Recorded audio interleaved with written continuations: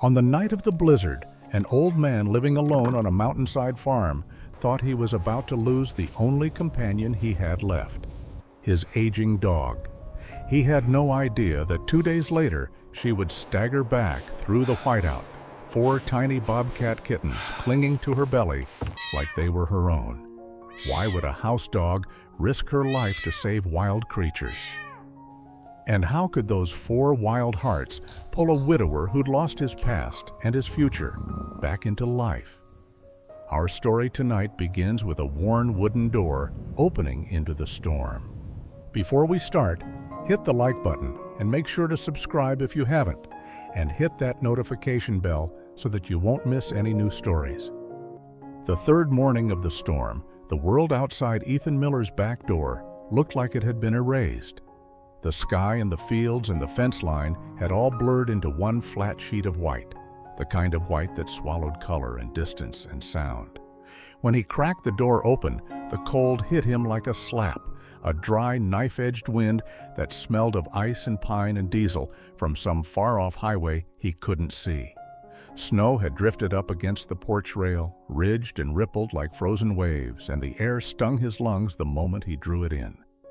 For a second, he just stood there, hand on the knob, listening.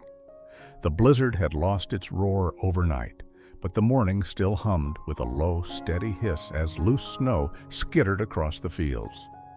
No birds, no cattle, just that soft, unsettling whisper and the creak of the porch board shifting under the weight of the drifts. He'd told himself he was only opening the door to check the damage, not to hope. Hope hurt worse than the cold. Then something dark moved in all that white. At first he thought it was just a trick of light, a shadow cast by the roofline, but the shadow staggered. It dragged itself forward, black against the snow, like ink on a page, head low, legs trembling. Ethan squinted, his eyes watering from the wind, and his heart lurched so hard it made him grip the doorframe. "Maddie?" His voice came out thin and cracked. He cleared his throat and tried again. "Maddie, that you, girl?" The shape paused, as if the sound had to fight its way through the cold to reach her. Then the head lifted, and he saw the familiar slope of her ears, the white blaze on her chest almost hidden under a crust of ice. Maddie took another step, then another, breaking through the drift with the clumsy, painful determination of something that had already decided it would die on his porch if it had to. Ethan stumbled out onto the steps, boots plunging into snow up to his shins. The cold soaked through his jeans in a heartbeat, but he barely felt it. All he could see was his old dog, his 11-year-old shepherd mix, the only warm heartbeat he'd had in the house for years, hobbling toward him from the blank horizon like a ghost that had changed its mind about staying gone. "Easy, girl, easy," he muttered, his breath streaming out in ragged clouds. I've got you now." As he slogged forward, the wind shifted, lifting the edge of kiwiweed, Maddie's matted fur. That was when he realized the dark shape wasn't just her. There was movement at her sides, low to the ground, shapes pressed in tight against her belly. For a strange, off-balance second, he thought she'd somehow found a litter of half-grown barn cats, that the neighbors' strays had clung to her for warmth. It was the kind of odd story you heard between ads for life insurance and car accident lawyers on the AM station he left on at night, the radio voices that kept him company when the house grew too quiet. But these weren't barn cats. They were too spotted, too long-legged, their paws too big for their thin bodies. 4 small forms, mottled tan and black, clung to Maddie's flanks like burrs on a coat. Their tails were short and stubby, tipped with black. Tiny black tufts rose from the tips of their ears, flicking in the wind like bits of burnt thread. They moved when she moved, stumbling when she stumbled, eyes squinted nearly shut against the glare. "Lord help me," Ethan whispered, the words stolen from his lips by the wind. "What on earth?" He dropped to his knees in the snow before he even reached them, ignoring the wet chill that soaked straight through to his skin. Up close, the cold smell of the storm was mixed with other scents. The sharp, wild musk of fear, the copper hint of old blood, the sour tang of a dog that had been worked to the edge and beyond. Maddie's sides heaved under his hands. Her fur was stiff with frost where her breath had frozen in the night. "Hey, sweetheart," he murmured, his voice dropping into the low, steady tone he'd used to soothe her through thunder and fireworks and the day Anna never came home from the hospital. "Hey, I'm here. You made it back." Maddie leaned her head against his shoulder for a moment, her nose ice cold, her breath a hoarse rasp in his ear. Then she shifted her weight, almost as if she were trying to show him something, and one of the kittens slid out from under her, collapsing in the shallow trench her body had carved through the drift. It was smaller than the others, ribs sharp as fingers under its fur, a dull gray smear against the snow. One front leg stuck out at an awkward angle, wrapped in a crust of frozen blood and dirt, and the tiny paw was swollen like a knot of wood. The kitten's eyes cracked open just enough for him to see the color of them, a cloudy, frightened blue-green that didn't belong to any house pet. "Bobcats," Ethan breathed. The word felt foreign in his mouth this close up, like something from the wildlife brochures they left in the rack at the feed store, between the pamphlets on health insurance plans and mortgage refinancing. Wild animals belonged out there in the timber and the draws, not huddled against his dog on his back steps. The little cat made a thin, creaking sound, more air than voice, and tried to tuck itself back under Maddie's chest. Another kitten, braver or maybe just less hurt, lifted its head and hissed at him, a tiny, broken sound that still carried a hint of the wild cats they'd grow into if they lived long enough. Its whiskers were tipped with ice. Its nose was pale and dry. Ethan looked from one to the other, then up at Maddie. Her eyes met his, dark and tired and steady. She blinked once, slow, and nudged the injured kitten closer with her muzzle, as if handing him the most fragile thing she owned. A gust of wind tore across the yard, lifting fine crystals of snow into the air. For a heartbeat, the whole scene went blurry, white swirling around black fur and spotted coats and his own shaking hands. The cold bit into his fingers, turning them clumsy, but he slid his arms under Maddie's chest and the limp bundle of kittens anyway. "Okay," he said, more to himself than to her, his voice rough with something that wasn't just the weather. "Okay, we're not doing this out here." He staggered to his feet, Maddie's weight heavy against his side, the kittens pressed between them like living coals he was terrified of dropping. Each step back to the house was a fight against the sucking snow and the anger of the wind. His knees burned, his back screamed, his heart hammered so hard he could hear it in his ears. Behind him, the open field stretched away to the blurred line of timber, an endless, merciless white that gave no hint of where they had come from. No tracks, no trail, no sign of dens or rocks or the snarled brush where some bobcat mother might be waiting. Just the storm's clean slate, as if the night had been wiped away. On the porch, he half-carried, half-dragged Maddie over the threshold and kicked the door shut with his heel. The sound of it slamming was a muffled thud in the small kitchen, replaced at once by the crackle of the wood stove and the soft whine of the old refrigerator. Warm air wrapped around him, smelling of ash and coffee, and the faint, familiar scent of dog. He lowered Maddie onto a pile of throw rugs by the stove and gently peeled the bobcat kittens away from her belly. They protested weakly, paws gripping at her fur, mouths opening in silent cries. One of them tried to crawl back to her as soon as his hand left it, its tiny claws scrabbling on the linoleum. Ethan sat back on his heels, panting, his breath fogging the air in little puffs. Snow melted off his coat and jeans, puddling on the floor and soaking into his socks. His fingers tingled with returning feeling, stinging as if a swarm of bees had settled in his knuckles. He looked at the 4 wild spotted bundles shivering on his kitchen floor. He looked at his dog, whose sides still rose and fell too fast, whose eyes never left those kittens, even now that they were safe and warm and out of the wind. Then he looked at his own hands, red and chapped and shaking, as if they belonged to someone else. Outside, the wind rattled the eaves, pushing against the house like a living thing. Inside, the only sounds were the soft click of the stove, the tiny broken hisses of the kittens, and Maddie's exhausted breathing. "Where have you been, girl?" Ethan whispered, his throat tight, the words barely louder than the ticking of the stove. "And what did you bring back from that storm?" Months before the blizzard, before the sky turned to white glass and the world outside his windows disappeared, Ethan Miller's life had already shrunk down to a narrow loop.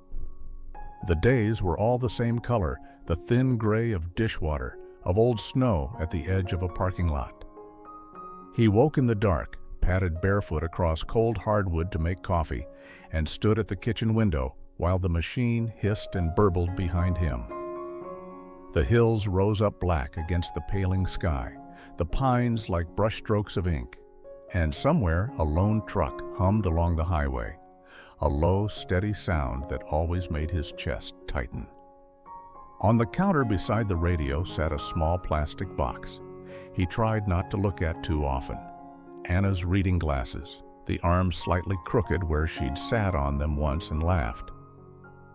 Some mornings he'd catch his reflection in the window, creased face, thinning gray hair, shoulders still broad from years behind the wheel of a snowplow, and for half a breath he'd expect to see her beside him. He could almost feel the weight of her hand on his arm, warm and small, smell the faint trace of her shampoo, that clean citrus scent that had outlasted the flowers from the funeral and the sympathetic casseroles from town. The radio filled the silence with soft country songs and the talk shows she used to tease him about. Between songs there were ads, calm voices talking about life insurance, health insurance, mortgage rates, home security systems, things meant for people planning a future. Ethan would stand there with his mug, the bitter smell of coffee in his nose, and think how strange it was to be sold protection after the worst had already happened. Anna had gone down in their kitchen one ordinary Tuesday, a plate still in her hand, her body folding like a puppet whose strings had been cut. No policy, no doctor, no retirement plan could have stopped that. After she died, Ethan had tried to keep driving for the highway department. Winter work meant long hours, steady pay, and a kind of control he trusted. He knew snow. He understood the bite of chains on ice, the way blacktop shone just before it froze. But 2 winters back, on a night he could still feel in his bones, a sedan had come up too fast behind his plow on a narrow stretch above the river. He'd seen the headlights in his mirror, white and frantic, felt the sick slide of rubber losing grip. The car had fishtailed, spun, and gone through the guardrail in a spray of taillight glass and snow dust. By the time they winched it up, the inside of the cab was full of shattered safety glass and the soft, terrible silence of a family that would not be going home. Officially, it wasn't his fault. The reports said so. The supervisor told him so. Even the state trooper had clapped him on the shoulder and said, "You did what you could, Miller." But in the weeks afterward, he'd wake up at 2 a.m. with his heart pounding, sure he could still feel the vibration of that impact through the steering wheel. Every time he saw an ad for car insurance or accident lawyers on TV, the words blurred into the crunch of metal and the high, thin wail of someone screaming on the roadside. When the next winter rolled around, he handed in his keys and his badge and told them he was done. Maddie came from the shelter a few months before Anna died, a wiry, anxious shepherd mix with one floppy ear and a deep distrust of men. Anna had picked her out anyway, kneeling on the concrete floor in that echoing room that smelled of bleach and wet fur until the dog edged close enough to sniff her fingers. "She just needs someone to choose her and not let go," Anna had said, smiling up at Ethan. "Kind of like you did with me." Maddie chose Anna first, of course, but after the stroke, it was Ethan she stayed with, trailing him from room to room like a shadow, her nails ticking softly on the hardwood, her breath a warm puff against his leg when he sat too long in the dark. On Thursdays, if the weather wasn't too bad, he drove down into Cody for supplies and a late breakfast at Carla Jensen's diner. The neon sign buzzed faintly against a sky the color of old denim, and inside the smell of bacon grease and coffee wrapped around him like a blanket. Carla moved between the tables with the easy grace of someone who'd been doing it half her life, pen tucked behind one ear, dark hair threaded with silver now. She'd been Anna's friend since high school, and she carried her own grief in the soft way she spoke to him, careful not to push too hard. "You look thinner," she'd say, sliding a plate of eggs and hash browns in front of him. "You eating anything up there besides canned soup and toast?" He'd shrug, poke at the food, feel Maddie's chin settle on his knee under the table. The clink of dishes, the murmur of ranchers talking about feed prices and online banking and tax season, the hiss of the grill, all of it blurred into a low, steady hum that made the silence back home feel even sharper by contrast. Sometimes Russ Gallagher sat 3 stools down at the counter, his heavy shoulders hunched, his weather-beaten face turned toward the TV, bolted up in the corner. Russ had trapped these hills since before Ethan moved here, his hands scarred from teeth and steel jaws, his truck bed always smelling faintly of blood and fur. His younger brother had been in that car the night of the accident. Nobody had to say it out loud. Ethan could feel the cold in Russ's gaze when their eyes met, a hard, flat gray like river ice. Once, early on, Ethan had tried to say he was sorry in the parking lot, the words fumbling and useless on his tongue. Russ had just stared at him for a long, long moment, then climbed into his truck and slammed the door. So Ethan learned to sit with his back to the room, to let Carla's chatter wash over him while he kept his head down, to drive back up Miller Ridge with a cardboard box of groceries on the passenger seat and Maddie's warm body leaning into his shoulder from the back. The farm felt bigger and emptier with each passing season, the hills rolling away under a sky that changed color but never changed its mind. Some evenings he sat on the porch as the sun went down, the light turning the fields the color of old gold, and wondered if the world would even notice if he slipped away.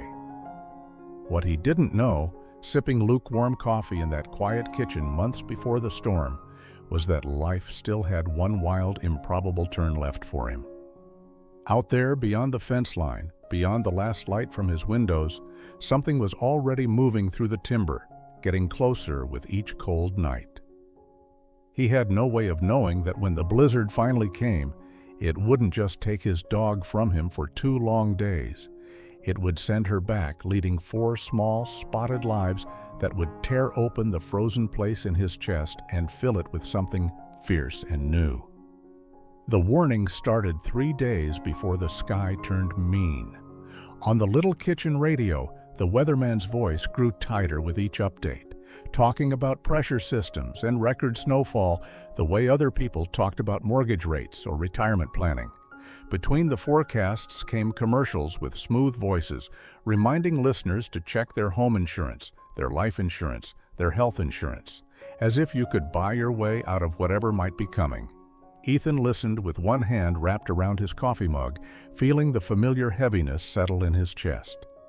He'd seen enough winters to know when the mountains were about to bare their teeth. By the morning the storm was due, the air outside had gone oddly still.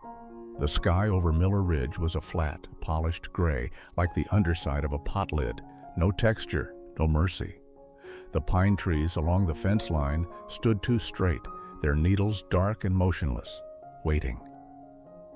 When Ethan stepped out onto the porch, the cold felt thick and damp, soaking into his flannel shirt in a way that promised it would soon turn sharp and dry. His breath rose in steady puffs, hanging in the air a moment before disappearing. He spent the day moving through the old routines his body remembered from the highway department. He checked the generator in the shed, his fingers stiff on the pull cord, the smell of gasoline sharp in his nose. He stacked extra wood by the back door until his shoulders burned and the splinters in his palms throbbed. He walked the fence line, kicking at weak spots where the posts had leaned over the years, hearing the faint creak of old barbed wire under his boots. In the barn, he tightened the metal latch on the side door and tested it. Twice, listening to the hollow ring of it in the cool, dusty air. Maddie followed him at first, her nails ticking on the porch boards, her breath making small clouds in the cold.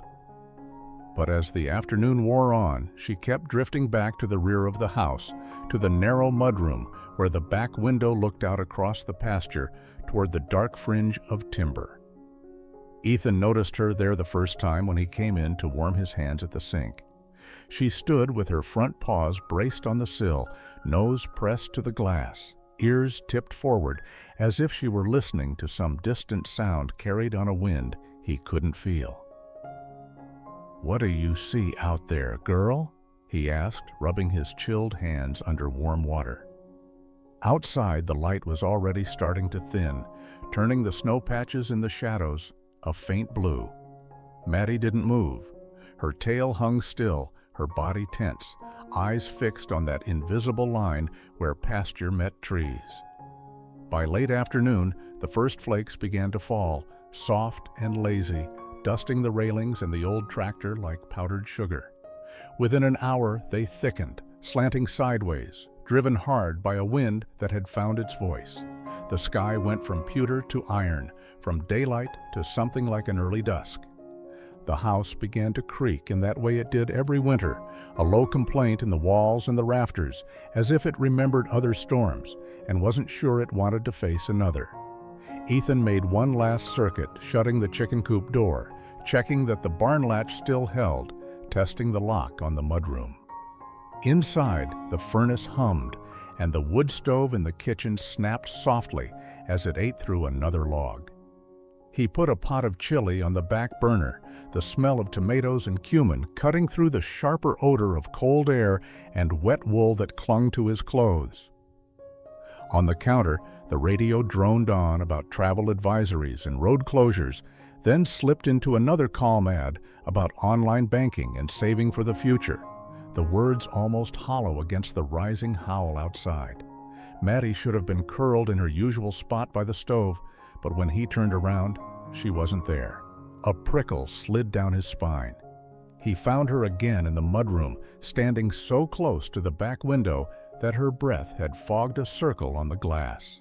Beyond her, the world had already turned to a churning white tunnel, the fence posts vanishing into it one by one like teeth swallowed by a monster. He called her name, clapped his hands lightly. After a moment, she dropped back to all fours and trotted over, but her eyes kept flicking to the door, ears twitching at every rise and fall of the wind. When he knelt to scratch her chest, her heart hammered fast under his palm, too fast for a dog who'd done nothing but pace all day. "You're spooked," he murmured. "Can't say I blame you." That night, the blizzard settled in for real. Snow slammed against the windows with a frantic hiss, the gusts strong enough to rattle the glass in their frames. The house moaned and shuddered. Somewhere out in the dark, a loose piece of metal on the barn roof banged over and over, a dull, nervous clang that set his teeth on edge.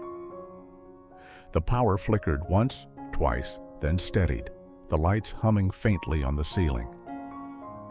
Ethan checked the back door one last time before bed, his fingers lingering on the deadbolt. He made sure the latch in the mudroom was set, the simple brass lock clicking into place with a small, final sound. Maddie watched him, pacing once between the mudroom and the kitchen, then finally settling on her old bed by the stove when he called her over and patted the worn cushion. "Stay," he told her softly, as if she were still a young dog in obedience class and not his gray-muzzled shadow. "We ride this out right here, you hear me?"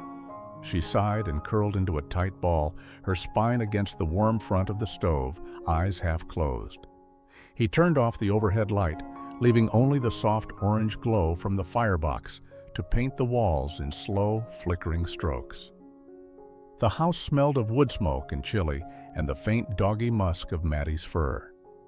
For a while, he lay awake on the couch in the next room, listening to the wind hit the west side of the house in heavy, angry waves. Somewhere deep in the night, a different sound slipped into the storm's roar. A sharp, metallic crack, like a gunshot muffled by snow. The old latch on the mudroom door, already worn shiny from years of use, finally gave way under a particularly vicious gust. The door banged open an inch, then 3, then wider, a knife of air knifing into the warm dimness. Maddie raised her head. The wind poured over her like cold water, carrying with it something else. A scent thin as a thread, sharp and wild and frightened. She stood stiff-legged, ears pricked, nose tasting the air.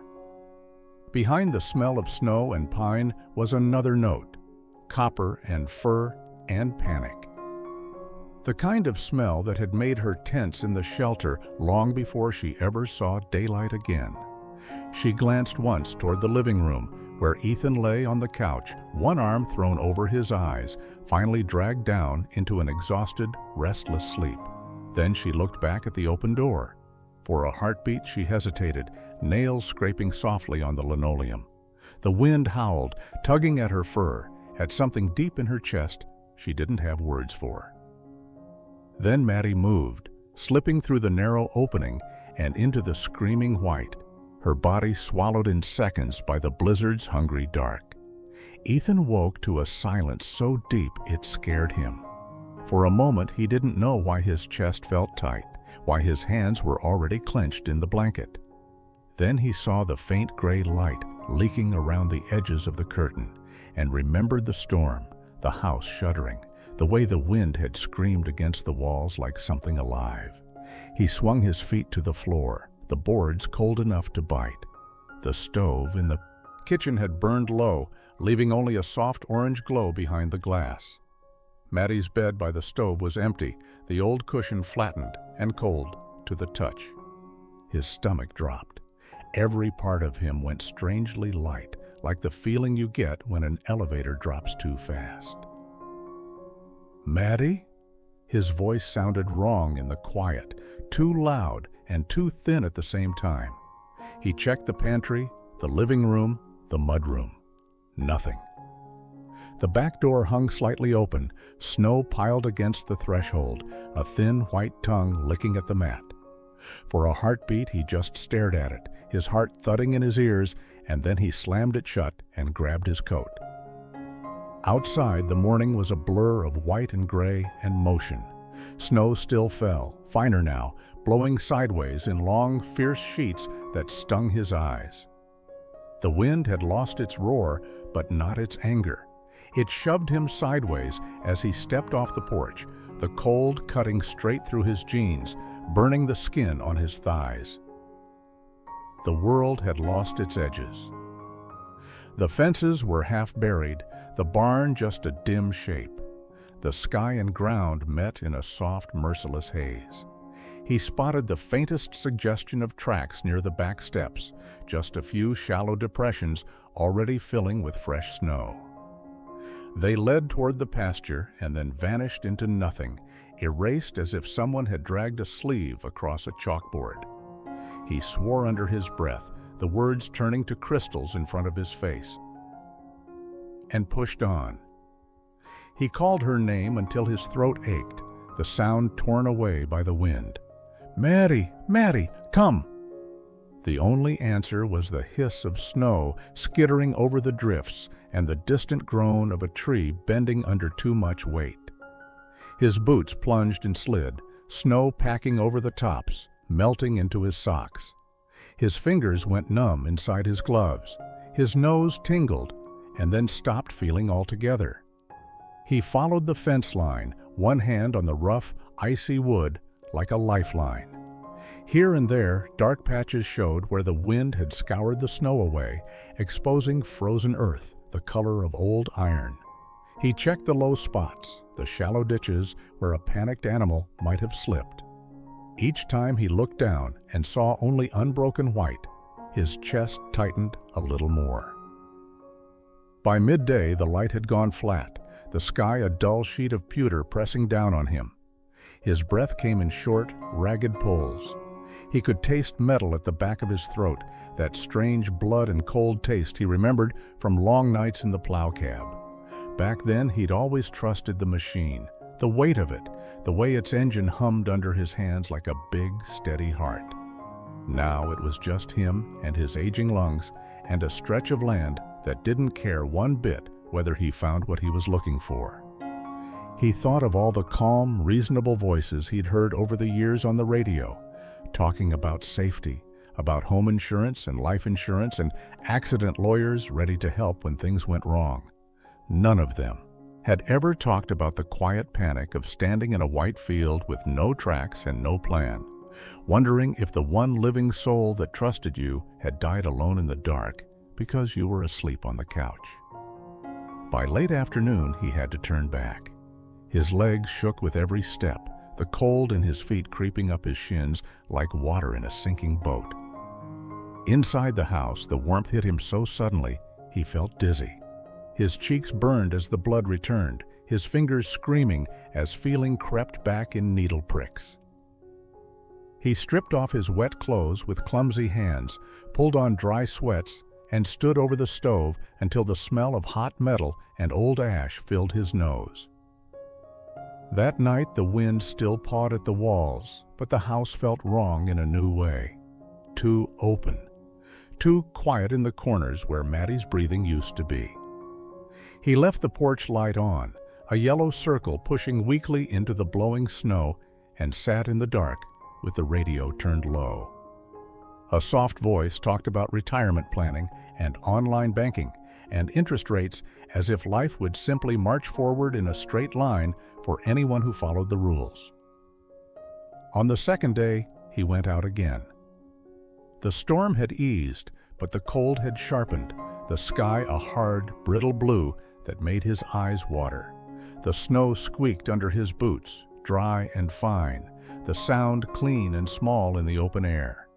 He walked farther this time, past the fence, along the tree line, checking under low branches, scanning for any dark shape that didn't belong. More than once he thought he saw something ahead, a shadow, a mound. But when he reached it, it was just a bush bowed under ice or a chunk of drift carved by the wind into some cruel imitation of a sleeping animal. By the time the pale sun slid behind the ridge, his body had nothing left. Every breath burned. His beard was stiff with frost.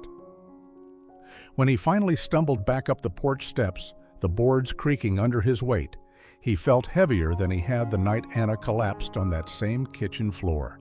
Back then, he'd still believed in a world where effort counted for something, where doing the right thing might change the ending.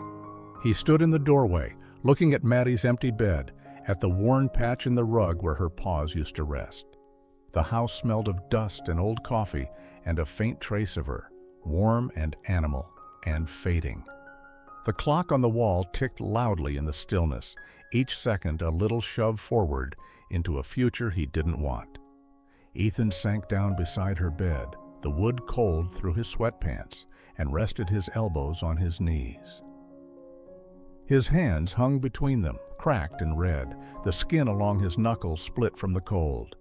He stared at those hands as if they belonged to a stranger.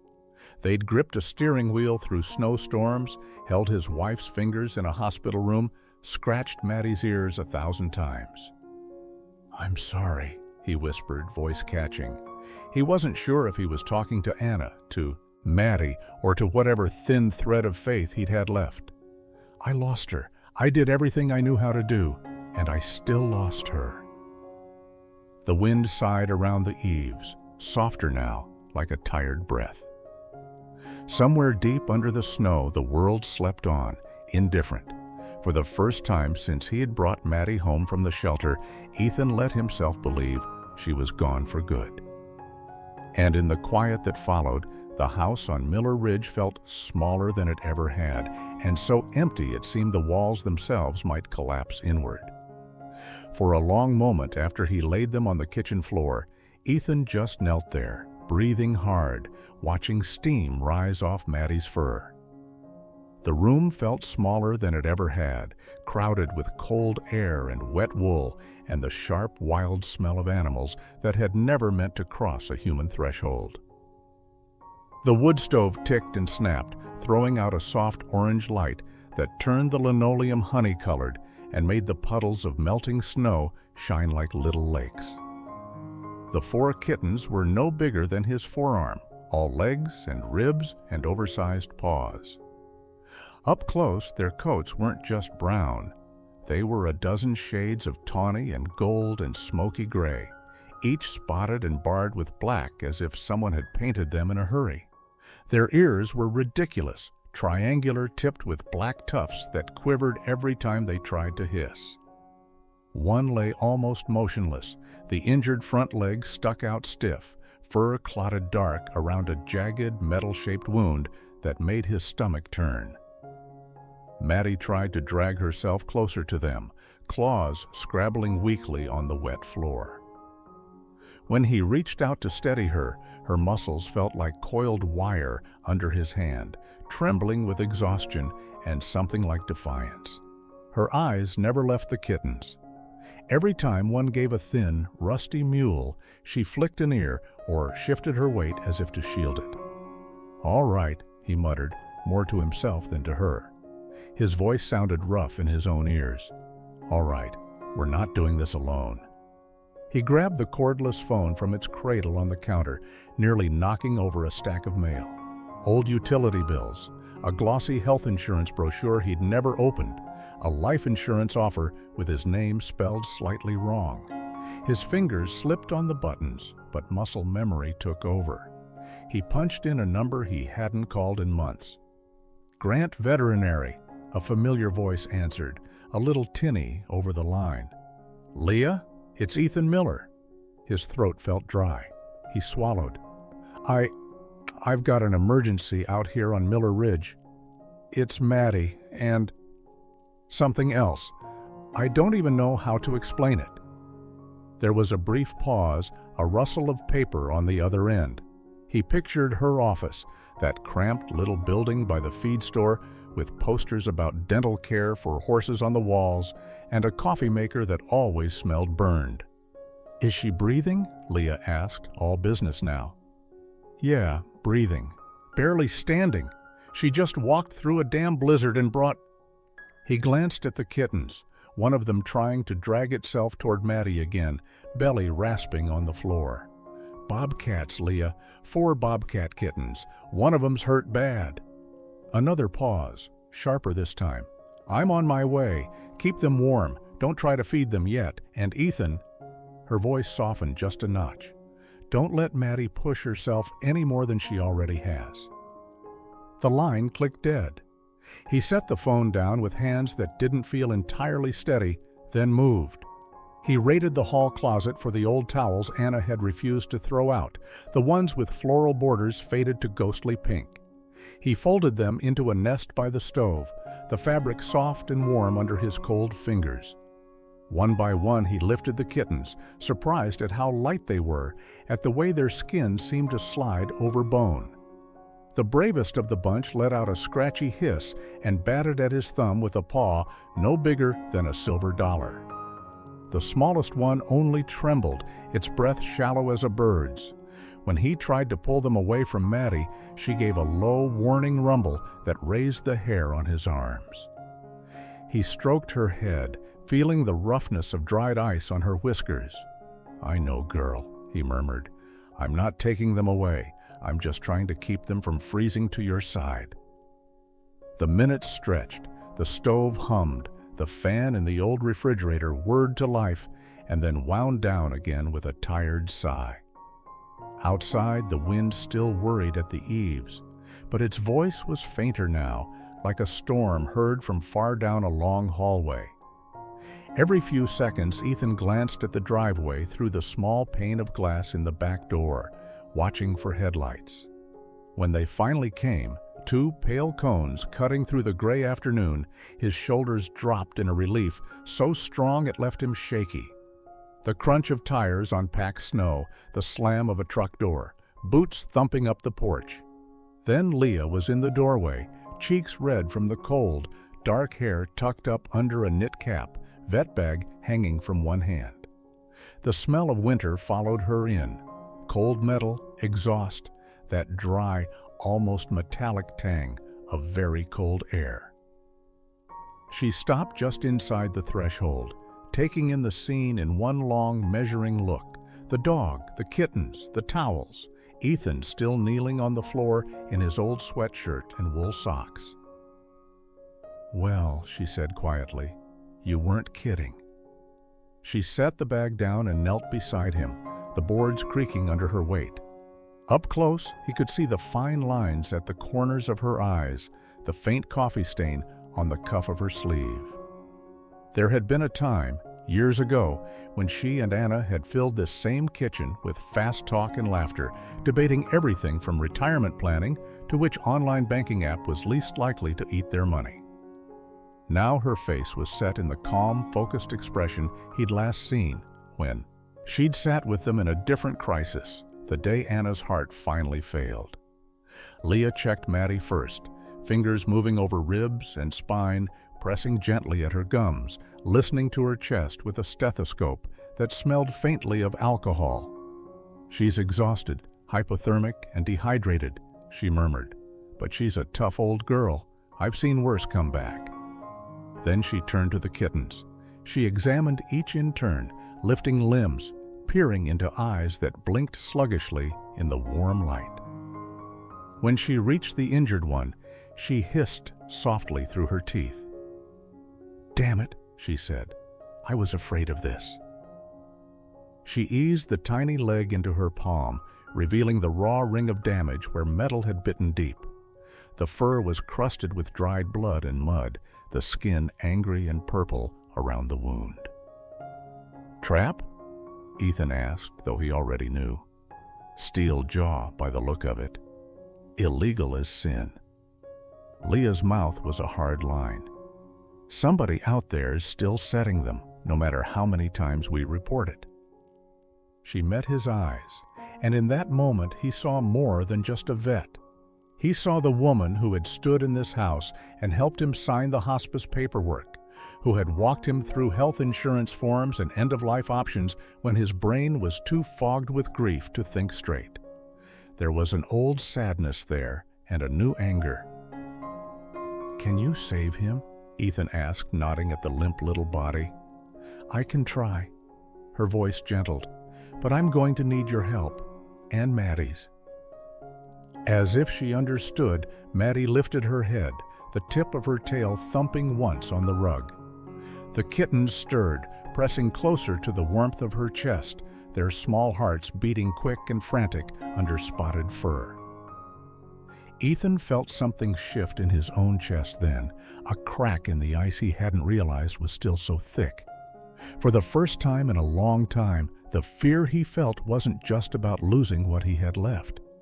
It was about what might be saved if he didn't look away. The next few days blurred into a strange, exhausting rhythm. The blizzard moved on, leaving the world outside blue and sharp and painfully bright. But inside Ethan's farmhouse it stayed warm and dim, the air thick with wood smoke, wet fur, and the faint antiseptic tang of Leah's supplies. Time was measured in feedings and temperature checks and the slow, steady return of color to tiny ears and paws. They named the kittens because it made it easier to talk about them without their voices breaking. The boldest one, the first to hiss and swat at Leah's gloved hand, became Lynx. The one with a rusty streak along her back, Ember. Dusty was the shy one, always trying to disappear underneath the others. The smallest, with the bandaged leg and the too fast breathing, they called Nick, for the little notch missing from one ear. Maddie, for her part, seemed to believe the house had always been meant to hold 5 of them. She lay in the nest of towels by the stove like a tired queen, letting the kittens climb over her ribs and tangle in her tail. If Ethan or Leah handled them too long, she'd lift her head and give a soft, insistent whine until they were pressed back against her chest, their spotted sides rising and falling against her ribcage. Sometimes, when the house was very quiet, Ethan could hear their tiny hearts thudding under his hand, a quick staccato beat against his slower, heavier pulse. Between tasks, Leah moved around the kitchen with practiced efficiency, sleeves rolled up, dark hair escaping its tie. She boiled water, mixed powdered formula in chipped mugs, sterilized syringes in a shallow pan that had once held Sunday roasts. Her phone lay face down on the counter, screen lighting up now and then with messages from the clinic, appointment reminders, and the occasional alert from her online banking app. Each time it buzzed, she'd glance at it, sigh, and turn her attention back to whatever small life she was trying to keep going in front of her. "You know, I'm supposed to report this," she said one afternoon, not looking at him as she adjusted Nick's bandage with delicate fingers. Outside the window, the snowfields glared white under a hard blue sky, the fence line like a thin pencil scratch against all that emptiness. Protected species, injured by an illegal trap, no less. Game and Fish are already on me about the last complaint I filed. They want details, follow-up, names. Ethan leaned against the counter, a mug of lukewarm coffee cradled in his hands, the ceramic warm against his palms. Maddie slept at his feet, her muzzle twitching in some quiet dream. Lynx and Ember were wrestling in slow motion on the rug, all oversized paws and clumsy swats. "If you tell them," he said carefully, "what happens?" Leah sighed, the sound soft and tired. "Best case, they send an officer out. The kittens get transferred to a state-run rehab facility over in Jackson. Maybe they make it, maybe they don't. Maddie loses them either way." She lifted her eyes to his, and he saw the fight there, the part of her that believed in rules, in systems, and the part that had sat beside his kitchen table 3 years back and walked him through life insurance paperwork while his world fell apart. Worst case, they decide someone out here is harboring wildlife illegally. They don't like messy stories. He looked at the kittens, at Nick's bandaged leg, at the way Dusty pressed himself so close to Maddie's chest, he seemed to disappear into her fur. "If we keep quiet?" he asked. "Then I'm bending more than one rule," she said. "And if something goes wrong, Ethan, there's no safety net, no state budget, no grant money, no liability coverage. Just you, me, and whatever we can do with what we've got." He thought of the calm voices on the radio that talked about coverage like a warm blanket laid over every risk in life. Home insurance, health, insurance, car insurance, as if there were a policy for every kind of loss. There was no line item, he knew, for an old man and his dog and 4 stolen wild hearts in a farmhouse kitchen. "I don't want to lose them," he said simply, "or her. Not like this." Leah rubbed a hand over her face, leaving a faint smudge of salve on her cheek. "I'll buy us some time," she said at last. "I can log the trap injury without the exact location for a day or two. But if they start asking questions, I can't lie outright. I'd lose my license, and then I'm no good to anyone." They were still dancing on that thin line a week later when Russ Gallagher spotted Leah's truck in Ethan's driveway for the 3rd time. From the ridge above, where he was checking his own trap line, the farm looked small and neat, smoke rising from the chimney in a straight gray ribbon. Leah's green pickup sat by the porch, its tires half buried in old snow. Russ narrowed his eyes against the glare, his breath puffing out in white clouds. He'd never liked the way the vet looked at him when she talked about traps. Too sharp, too bright, like a spotlight turned on in a dim room. He liked it even less now, seeing her cozying up to Ethan's place, driving that same truck he'd watched outside the hospice center when Anna was dying. Pain made people do stupid things, attached to stupid things. He knew that much. On his way back through the lower pasture, he found tracks he couldn't quite place. Bigger than a house cat, smaller than full-grown cougar, the pads round and clean in the crusted snow. 4 sets, weaving in and out of the fence shadows. His mouth went dry. He crouched down, traced one with a dirty thumb, feeling the old scar across his knuckles pull tight. "Damn fool," he muttered, though he wasn't sure if he meant Ethan or himself. That night, the diner was half full, the air warm and greasy, the overhead lights humming faintly. A muted TV in the corner rolled through the evening news, a smiling anchor talking about inflation and retirement planning. A banner at the bottom of the screen advertising some national bank's low mortgage rates. Russ sat hunched over his whiskey at the counter, staring into the amber swirl like it might give him answers.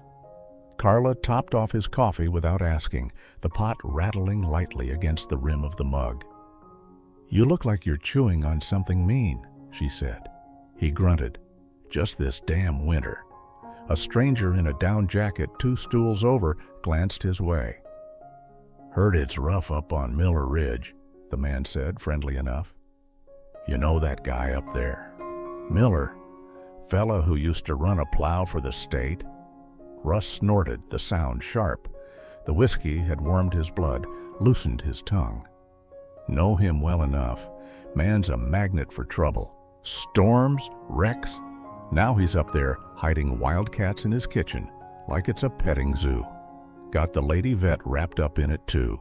The stranger's brows lifted. "Wildcats?" "Bobcats," Russ said, hearing his own voice come out thicker than he meant. 4 of them, from what I hear, brought in right under Game and Fish's nose. The man nodded slowly, eyes drifting down to his phone. "Huh, that's so." Russ turned back to his drink, not noticing the soft click of fingers on glass, the quiet buzz as the stranger's thumbs tapped out a few quick lines. By the time he stepped back out into the cold, breath steaming, jacket zipped up to his chin, a small anonymous tip was already on its way through a state server, flagged for the attention of one Marcus Hale, wildlife officer, Cody District. The white pickup rolled up the driveway on a Tuesday morning, so clear it almost hurt to look at. The snowpack had settled into clean, hard drifts, their edges sharp against a sky the color of polished glass. Ethan saw the truck from the kitchen window first, the state seal on the door, the light bar dark on the roof, and felt his stomach drop as if the ground had shifted under the house. The engine clicked as it cooled. A door opened with a solid thunk. Footsteps crunched on the packed snow, slow and steady. Maddie's head came up from the nest by the stove, ears pricking, a low, uneasy sound in her throat. The kittens froze for half a heartbeat, then burrowed tighter against her sides, little bodies rigid. When the knock came, it was polite, 3 firm raps, but it carried a weight that made the glasses in the cupboard tremble just a little. Ethan wiped his hands on a dish towel he didn't remember picking up and went to the door, his heart thudding in his ears. The man on the porch looked like he'd been carved out of the same cold air as the morning. Mid-40s maybe, with close cropped brown hair going gray at the temples and a face that had spent a lot of time in the wind. His uniform was clean but worn at the seams, the green fabric faded in places to an almost olive brown. A brass nameplate on his chest caught the light. Hale. The patch on his shoulder read Wyoming Game and Fish. "Mr. Miller?" he asked. His voice was calm, low, the kind that didn't need to be loud to be heard. "I'm Officer Marcus Hale. Mind if I come in for a minute?" Ethan's hand tightened on the doorknob. For a split second he considered lying, saying he was busy, or sick, or that now wasn't a good time. But he stepped aside instead, feeling the cold curl around his ankles as Hale crossed the threshold. The officer paused just inside, letting his eyes adjust to the softer light. The kitchen smelled of coffee and wood smoke, and something wilder underneath. His gaze moved from the cluttered counter to the stove, to the nest of towels on the floor. Maddie lay there, head up, body wrapped protectively around 4 spotted shapes. Lynx was the first to notice the stranger. He lifted his head and hissed, the sound small but sharp. Ember's ears flattened as he tried to disappear under Maddie's chest. Nick slept on, exhausted, his bandaged legs stretched out in front of him like a piece of kindling. Hale's eyes widened a fraction. For a moment, the professional mask slipped, and Ethan saw the man underneath, startled despite whatever report had landed on his desk. "Well," Hale said quietly, "that'd be them." Ethan swallowed. "They came with her," he said, hearing how thin his own voice sounded. "She disappeared in the blizzard. 2 days later, she showed up at my door with them stuck to her like burrs. One of them caught in an illegal trap. Leah's been doctoring him." As if on cue, a car door slammed outside. A moment later, Leah stepped into the kitchen, bringing a gust of cold air and the smell of exhaust. She stopped short when she saw Hale, then set her jaw and shut the door behind her. "Marcus," she said, "guess my report didn't take long to work its way uphill." "Morning, Leah." He gave her a small nod. "We got a tip that there might be injured bobcats being harbored on private property without authorization. Your file crossed my desk the same day. Thought I'd better see for myself." He crouched slowly near the stove, careful not to crowd Maddie, arms resting loosely on his knees. Up close, the kitten's fur looked almost plush where it wasn't stained or matted, their spots like ink dropped on warm sand. He watched as Ember's sides rose and fell, as Nick's nose twitched in his sleep. "Look," Ethan said, the words coming faster now, pushed by something bigger than fear. "I know what this looks like. I know the law, but she found them. She kept them alive through a storm that would have killed full-grown deer. Leah says if we rip them away from her now, they crash," Leah finished quietly. "They're already stressed, half-starved. They've imprinted on her, Marcus. She's their heat and their heartbeat. You haul them off to a concrete pen 2 hours from here with strangers in rubber boots, they might never come back from that." Hale didn't answer right away. He reached out one gloved hand, let Lynx sniff his fingers. The kitten's nose wrinkled. He let out another rusty hiss, but didn't swipe. Maddie's eyes tracked every movement, but she held still, only the tip of her tail tapping once against the towel. "I've read the regs same as you," he said finally. "Probably more times, seeing as I signed my name under them. Protected species. Mandatory reporting. No private possession, no exceptions without a permit." He glanced up at Ethan. "You understand, I can't just pretend I didn't see this." "I'm not asking you to pretend," Ethan said. His palms were sweating, the dish towel damp between his fingers. "I'm asking if there's any way in that rule book of yours for common sense, for compassion." Leah crossed her arms, the fabric of her jacket whispering. "You remember that cougar cub 3 winters back?" she asked Hale. "The one they shipped to Cheyenne because the facility in Jackson was full?" His mouth tightened. "It didn't make it." "No," she said. "It didn't. And everyone did everything by the book." She nodded toward Maddie and the kittens. "Here, you've got an experienced vet, a man who's home most of the time, and a dog who's already done the hard part. Give me a rehab permit, Marcus. Site-specific, temporary, whatever hoops you need. Let us get them strong enough and wild enough to release here, where they belong." He straightened slowly, knees popping a little as he stood. For a moment he walked to the sink, looking out at the white fields and dark fence line, the thin scratch of trees beyond. Ethan watched the muscles in his shoulders under the green fabric, the way his jaw worked. "My job," Hale said at last, "is to protect the resource, the animals, the habitat. Sometimes that means saying no to people who mean well but don't understand what they're messing with. He turned, meeting Ethan's eyes.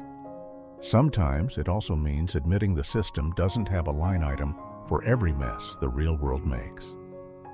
On the counter, Ethan's little radio crackled to life on its own, a commercial drifting into the quiet. A soothing voice talking about planning for the unexpected, about life insurance and home insurance, and how one phone call could give you peace of mind. The words seemed almost cruelly neat against the knot of unanswered questions in the room. Hale reached over and clicked the radio off with 2 fingers, the silence that followed oddly intimate. "I can't make this call standing in your kitchen," he said. "I have to write it up, send it up the chain. There'll be people in Cheyenne who think the only safe answer is to move those kittens yesterday. There might be others who remember that cougar and don't want that on their conscience again." Ethan felt something cold slide down his spine. "And while you all argue it out on conference calls, what happens here?" Hale looked back at Maddie, at Nick's bandaged leg, at Lynx now curled like a comma against her flank. "You keep doing exactly what you're doing," he said quietly. "You keep them alive. You don't let anyone else up this driveway who doesn't need to be here. And you answer my phone when it rings." He pulled a card from his pocket and set it on the table. The cardstock was stiff under Ethan's fingers, the black print crisp. His name, his office number, a small state emblem in the corner. "I'm not promising you a happy ending," Hale added, the lines around his mouth deepening, "but I am promising I'll argue for the one that makes the most sense for them, not just for the paperwork." He stepped back toward the door, the old floorboards creaking under his weight. At the threshold, he hesitated, looking once more at the dog and the wild spotted knot of life pressed against her. "Whatever else we decide," he said, more to himself than to them, "I've sure as hell never seen anything like that." Then he was gone, the cold rushing in to fill the space he left. The truck started with a low growl, tires crunching over ice as it turned toward the road. Ethan stood at the window and watched it get smaller, the white shape eventually swallowed by the pale glare on the highway. Behind him, Leah exhaled slowly. "That," she said, "could have gone a whole lot worse." "Could still," Ethan replied, his fingers rubbing the edge of the card until it bent. The house felt suddenly fragile around them, like a shell of wood and drywall trying to hold too much. He looked down at Maddie, at the kittens breathing in unison against her chest. And for the first time since the blizzard, he understood that surviving the storm had only been the beginning of the fight. The call from Hale came 9 days after he'd stood in Ethan's kitchen, hat in his hands. The morning was pale and cold, sunlight bouncing off the crusted snow so bright it made the curtains glow. Ethan answered on the second ring, palm suddenly damp against the smooth plastic. "We're going to try something different," Hale said without preamble. His voice sounded tired, but there was a thread of something steadier running through it. "Temporary rehab permit, issued to Dr. Leah Grant, with you listed as on-site caretaker. Strict conditions, regular reports. Goal is release, on-site when they're ready. You still in?" Ethan looked down at Maddie, sprawled at his feet, the 4 kittens tangled around her like fallen leaves, all breathing that fast kitten breath that fogged the air above their noses. His chest ached, but it wasn't the old, hollow ache. "I'm in," he said, "all the way." The weeks that followed were the kind that soak into your bones and stay there. The snow lost its fresh white and settled into layered grays, ridged and crusty, but the sky softened, trading steel for a clearer blue. The world outside the windows felt wider. Inside, the house felt almost too small for everything it now held. They built the enclosure together, Ethan and Leah, with Hale dropping off an extra roll of fencing one afternoon without saying much about it. They dug post holes where the ground would let them, their breath steaming in the cold, fingers numb inside their gloves. They hauled in logs and stumps, old branches from the tree line, stacking and wedging until the pen was more thicket than cage. Lynx took to it first, slinking along the fallen logs, testing his balance, practicing clumsy little ambushes on Ember's tail. Ember learned to climb, her spotted sides stretching as she scrambled up the rough bark and paused at the top, ears pricked, eyes narrow, and golden in the winter light. Dusty, true to his name, preferred the shadows, slipping from shelter to shelter, always with one eye on the gate. Nick limped at first, bandaged leg. Awkward, but every day his stride evened out, his muscles thickening as he chased scraps tied to a string or stalked leaves skittering across the packed snow. Maddie watched it all like a mother who knew her job was changing. At first, she squeezed herself through the gate every time Ethan opened it, refusing to be left behind, flopping down in the middle of the pen while the kittens used her like a moving obstacle course. Later, she sat more often just outside the wire, tail sweeping the snow, ears up, ready to bark once if anyone overstepped. When one of them spooked and bolted to press against the fence, they always pressed against the spot where she sat. At night, when the house finally quieted, Ethan sometimes sat at the kitchen table with a stack of mail he hadn't bothered to open in months. Glossy envelopes talked about life insurance, home insurance, retirement planning, switching to online banking to simplify your life. The words felt strange under his fingers. For a long time, he hadn't been able to imagine a future that needed that kind of tending. Now, watching Maddie sag with contented exhaustion on the rug and listening to 4 wild hearts purr in their sleep, he could at least imagine tomorrow. The day of release came on a cool morning in early spring when the snow was finally losing the fight and patches of brown grass showed through like old scars. Meltwater trickled in small, bright streams along the driveway. The air smelled of wet earth and pine and something raw and hopeful.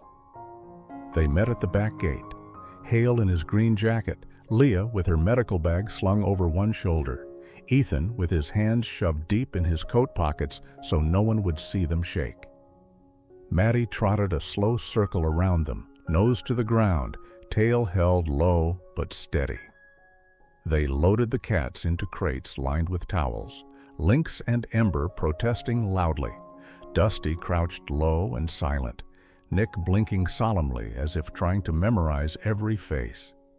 Maddie paced as each crate was carried to the truck, nails clicking on the concrete, pausing only when Ethan rested a hand on her back. The release site was just beyond the tree line, where the pasture gave way to rough, rolling ground dotted with juniper and rock. The air felt cooler there, the shadows deeper. A hawk circled high overhead, its cry thin and distant. They set the crates down side by side. For a moment, no one moved. Then Hale said quietly, "Whenever you're ready." Leah opened Lynx's crate first. He exploded out in a blur of spots and muscle, then stopped a few yards away, sides heaving, ears swiveling.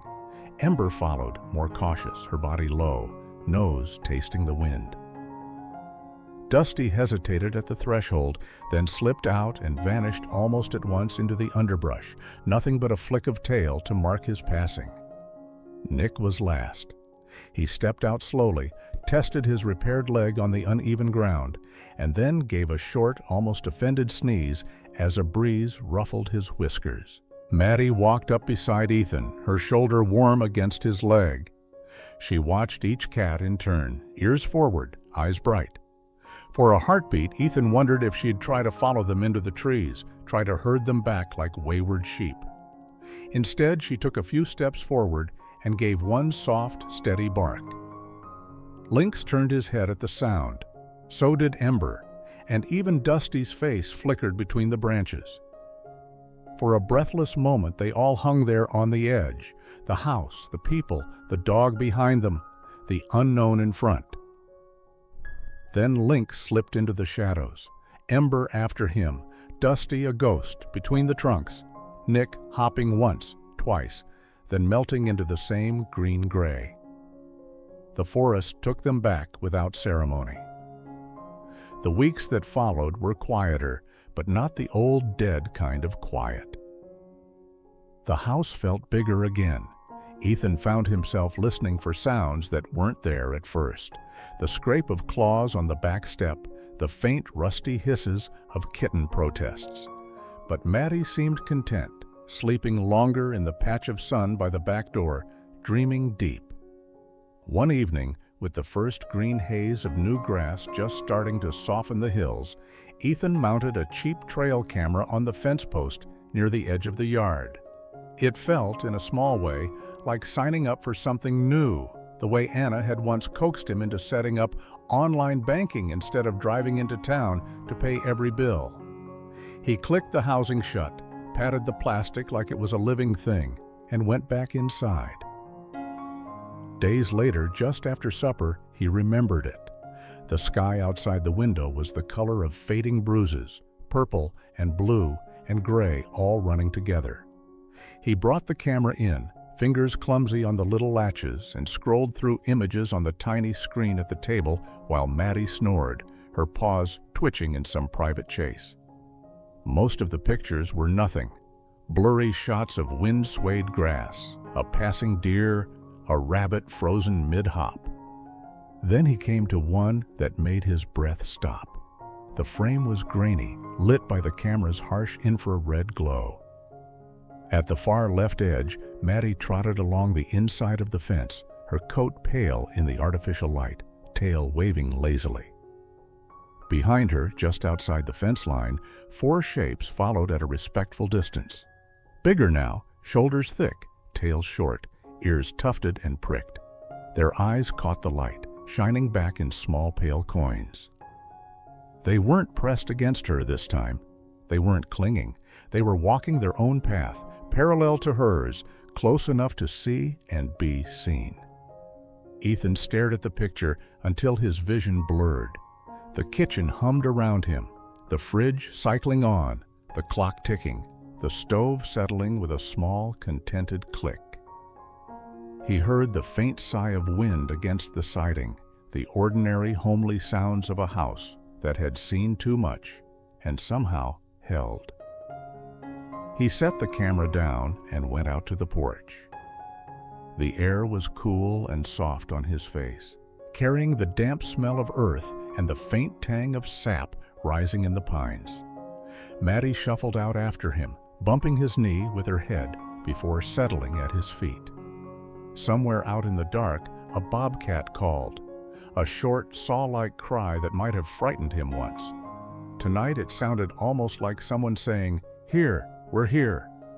Ethan leaned back in his chair, the wood solid under his shoulders, and listened. The road down in the valley hummed faintly. A jet drew a thin silver line across the last light of the sky. He thought of the blizzard, of the empty 2 days when he'd believed he'd lost everything left that mattered, and of the moment his old dog had appeared out of the white, leading 4 impossible lives behind her. For the first time in years, he didn't feel like the man the storm had forgotten. He felt, in some quiet, durable way, chosen. Not by fate, not by any policy or plan, but by a tired dog and 4 wild hearts who had decided, at least once in their lives, to come home to him. Thank you for joining us on this journey. Before you scroll away, tell me this. Do you believe a bond like theirs could really exist? If this story touched your heart, drop a 1 in the comments so I know you're still with me. And don't forget to subscribe, because the next story might just remind you that sometimes the wild loves us back in ways we'll never forget.